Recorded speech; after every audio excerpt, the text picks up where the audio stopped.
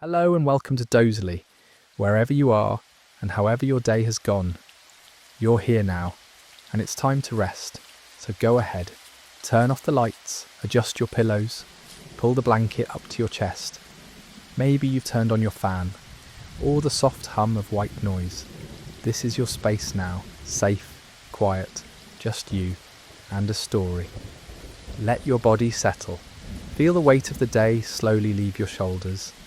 And now, take a deep breath in and let it go. One more time, in and out. You don't have to focus. You don't even have to stay awake. Just listen. Let the words carry you. Tonight's story begins far from here. In a time before time, in the age of gods, fire and rebellion. Before the world was shaped, before the oceans rolled or the stars gleamed, there was only chaos. Not the chaos of noise or confusion, but an ancient, yawning nothingness. A great void without edge, without time, without breath. In this void, there was no land, no sky, no sea, no light, no dark, only the deep, still silence of unshaped existence. And yet, from this empty silence, something emerged. From chaos came Gaia, the earth, solid, fertile, grounding. She stretched herself wide, forming the hills, the valleys, the mountains, the plains. Gaia became the land itself, the steady force beneath all things. And then alongside Gaia came Uranus, the sky, vast, gleaming, arching endlessly over her. He wrapped himself around Gaia, a dome of shimmering blue, and together they formed the first union. Earth below, sky above, they embraced, and through their joining, life began. Gaia and Uranus brought forth the first children, the Titans, 12 mighty eternal beings, each embodying a part of the world's power. There was Oceanus, the river encircling all lands, Hyperion, the brilliance of light, Theia, the shining one, Chaos, the spirit of inquiry, Mnemosyne, memory herself, Themis, justice and order. And there was Cronus, the youngest, the sharpest, the most ambitious of them all. But Gaia and Uranus bore more than Titans. They also birthed the Cyclopes, one-eyed giants of raw strength and forge skill, and the Hecatonkaias, monstrous beings with 100 hands, whose force shook the very bones of the earth. Uranus looked upon these monstrous children and recoiled in fear. He feared their power, their strength, their strange forms. He feared they might rise against him. And so, out of terror, Uranus forced these children back into Gaia's womb, imprisoning them deep within the earth, trapping them beneath layer upon layer of stone and soil. Gaia, the Great Mother, groaned in agony, her body straining under the weight of her buried children. She burned with anger, and her anger turned to rebellion. Gaia called upon her Titan sons, whispering to them in the deep places, "Who among you will rise up? Who will help me break the chains your father has bound me with?" The Titans hesitated. They feared Uranus's wrath, his might, his all-seeing gaze. None dared step forward, none except Cronus. Cronus alone took up the sickle Gaia shaped from unbreakable adamantine.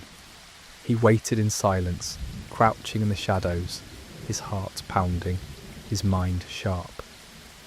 One night, as Uranus descended from the heavens to lie upon Gaia, Cronus sprang forth.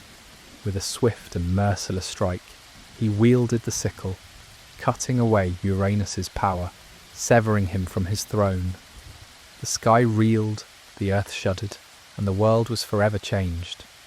From the drops of Uranus's blood that fell upon the earth, new beings were born. The Erinyes, the Furies who avenge wrongdoing, the giants, fierce and wild, and the Meliae, the nymphs of the ash trees. Cronus, victorious, claimed the throne of the universe. He became the ruler of heaven and earth, and the golden age of the Titans began. For a time Cronus ruled in peace. He married his sister Rhea, and together they reigned over the cosmos. The earth flourished, The rivers flowed, the seasons turned gently, and the world basked in balance. But no throne stands unshaken forever. A prophecy came to Cronus, a shadowed warning. Just as you overthrew your father, so too will one of your children overthrow you. Cronus, hearing these words, felt the same twisting fear that had once haunted Uranus. He feared rebellion, feared loss, feared the hands of his own blood rising against him. And so, determined to outwit fate, Cronus acted.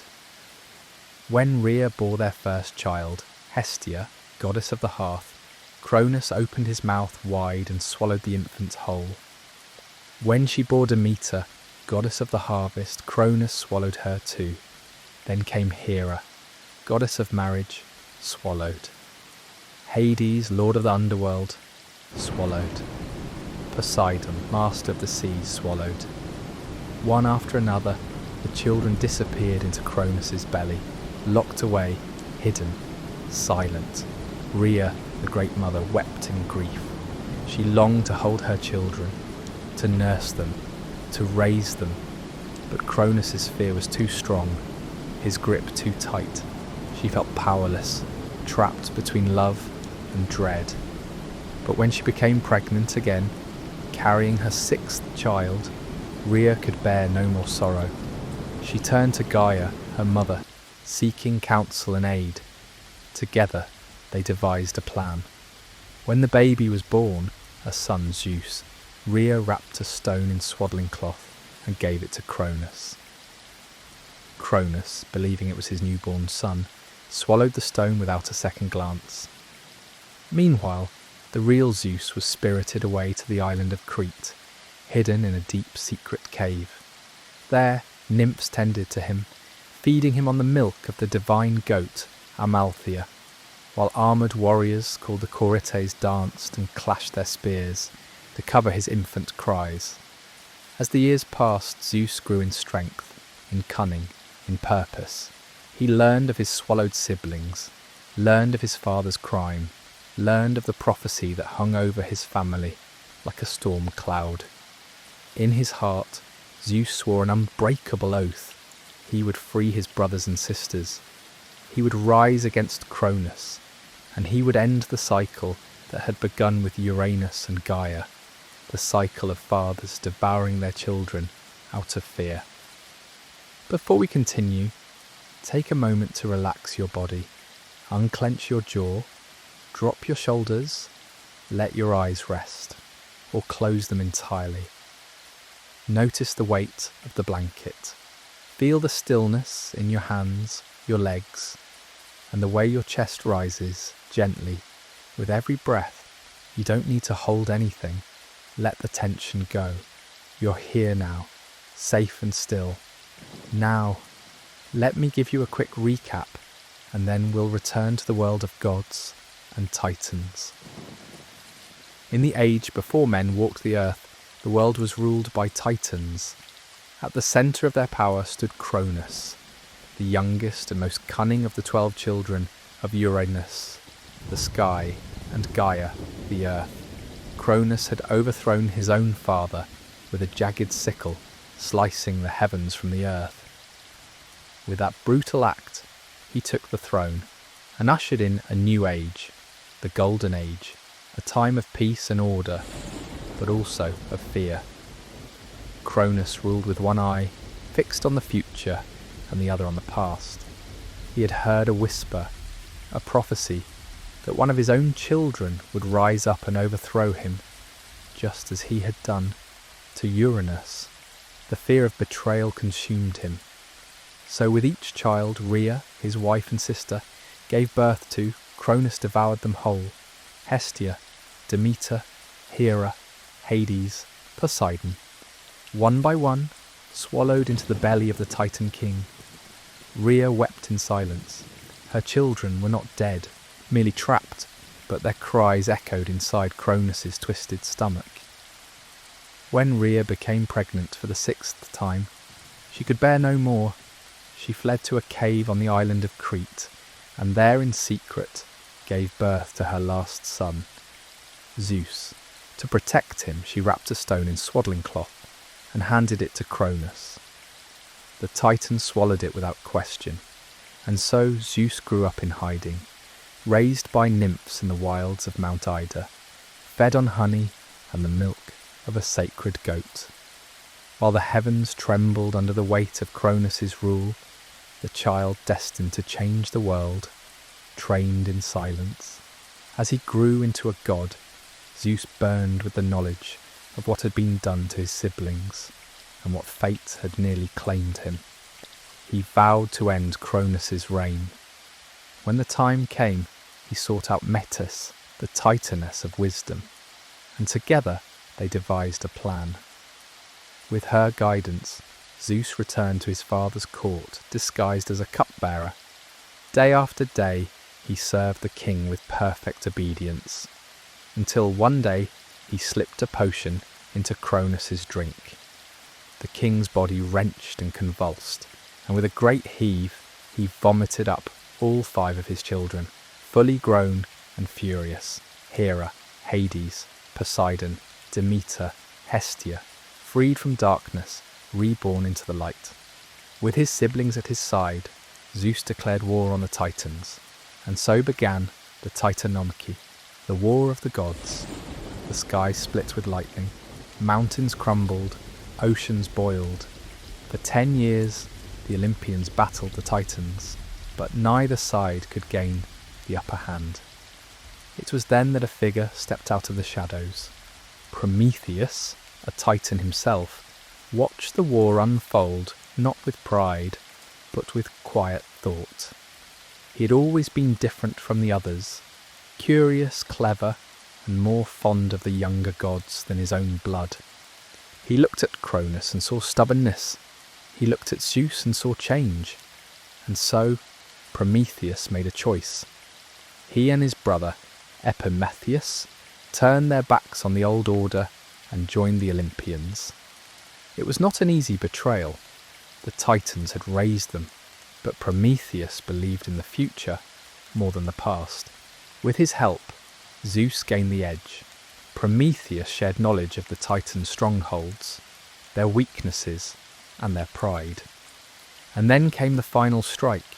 Zeus descended into Tartarus, the deepest pit in the underworld, and released the Hecatonchires, monstrous beings with 50 heads and 100 hands each.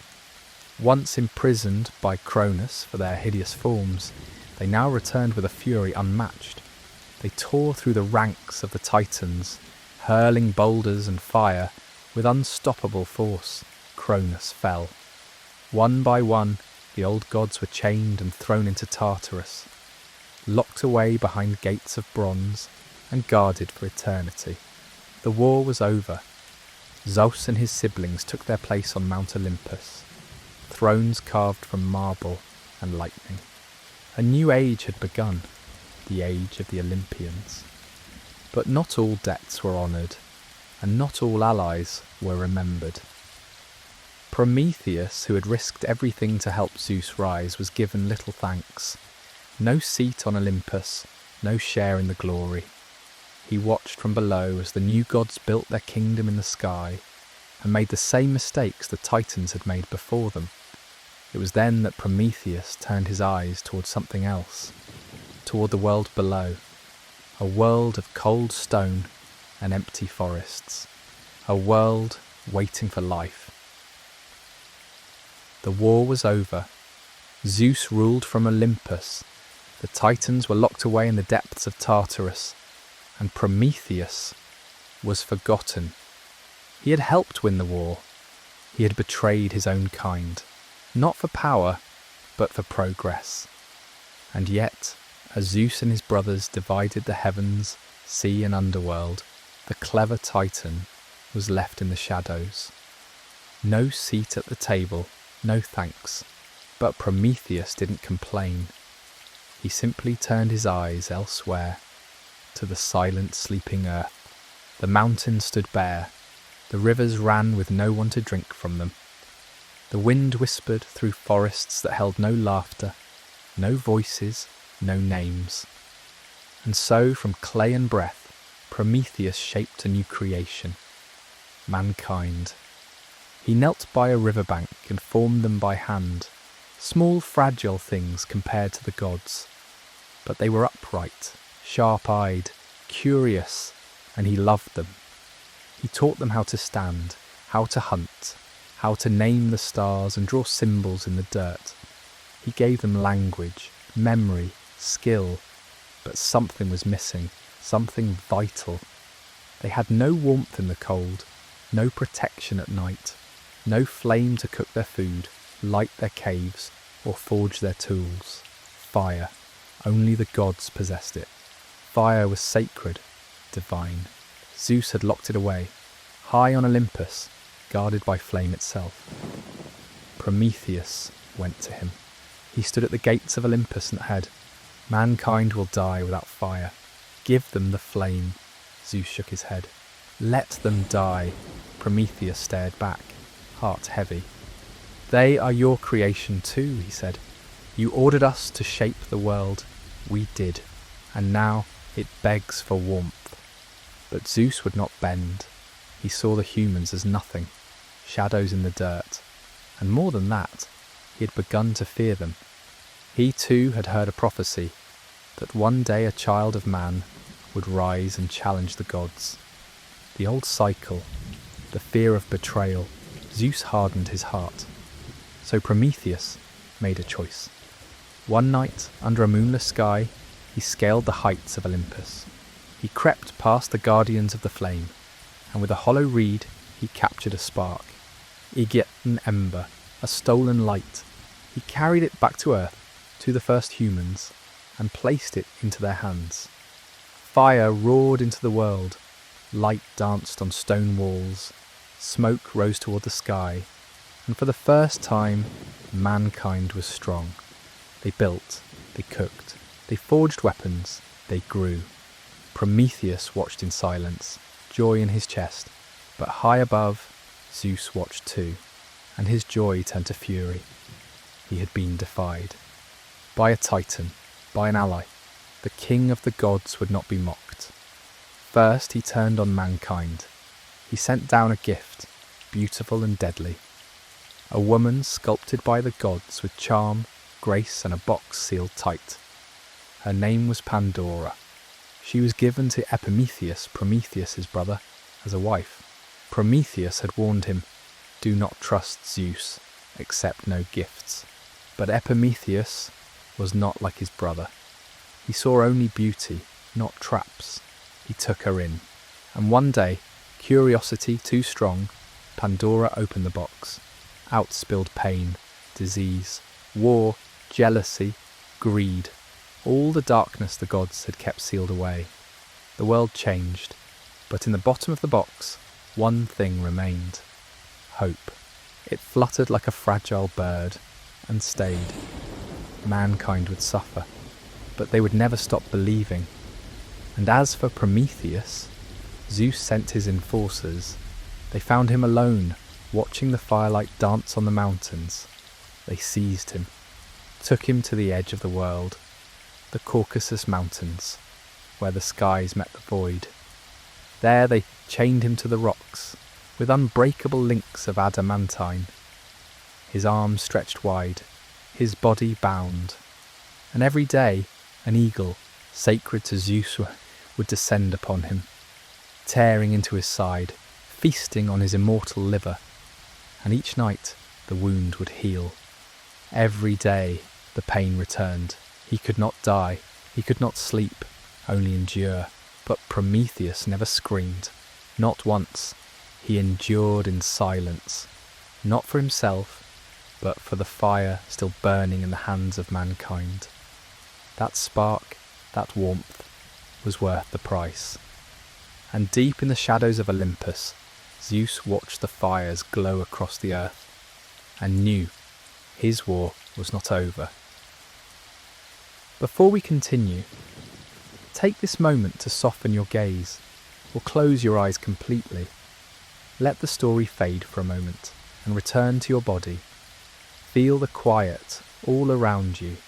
Hear the sound of rain, gentle, steady.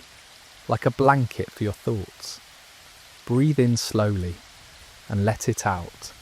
Unclench your hands. Let your shoulders sink. There's nothing to do, nowhere to be. Just this moment and the rest of the story. Centuries passed. The world changed. Kingdoms rose and fell, mountains shifted, rivers carved new paths. But high in the Caucasus, one thing remained, a figure bound to stone. Prometheus, chained to the rock, arms stretched, body broken but unbent. Each morning the eagle came. Its wings darkened the sun, its talons dug deep, its beak tore into his side, ripping the liver from his immortal flesh. Each night the wound healed, only to begin again. And yet Prometheus said nothing. His silence echoed louder than screams. He did not cry for help. He did not curse Zeus. He simply endured. But Zeus had not forgotten him. The king of the gods sat on his throne atop Mount Olympus, ruling the heavens and watching the earth. He had brought order to the world, but peace did not bring him comfort. Whispers still reached him, whispers of mankind growing stronger, of heroes being born, of fire still burning in human hands. And in his heart a familiar fear grew, the same fear Cronus had once felt, a fear of rebellion, of prophecy, of a child rising to take what he held. So Zeus looked to earth again, and there he saw a boy, born of a mortal woman, but fathered by Zeus himself. His name was Heracles, or as many would later know him, Hercules. Strong, proud, unbreakable, a man with the power of a god and the soul of a mortal. Zeus hoped he could shape the boy, guide him, use him even, but Heracles had his own path. After tragedy struck, a madness sent by Hera that drove him to kill those he loved, Heracles sought redemption.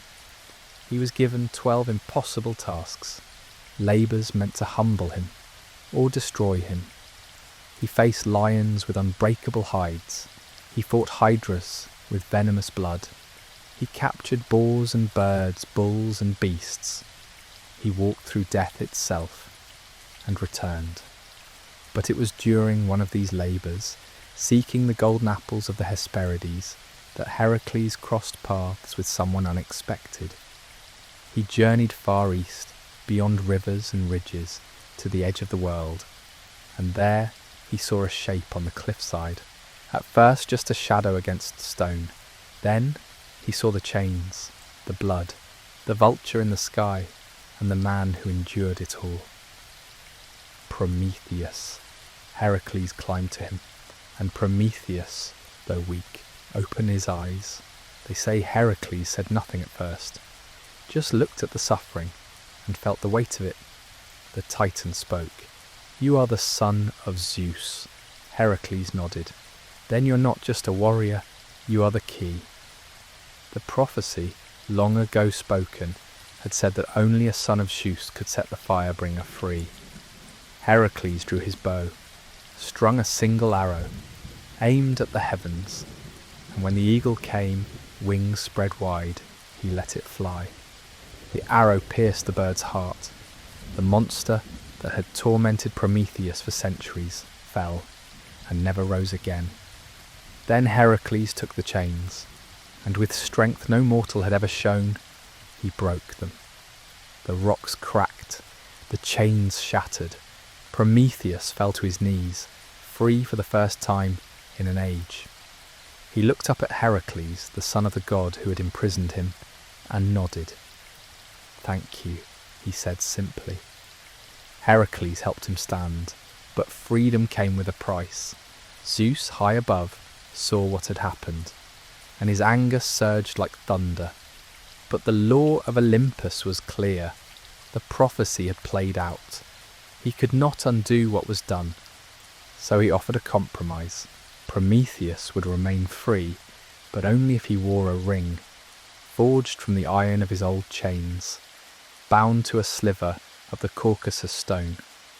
He would carry his past, always, as a reminder.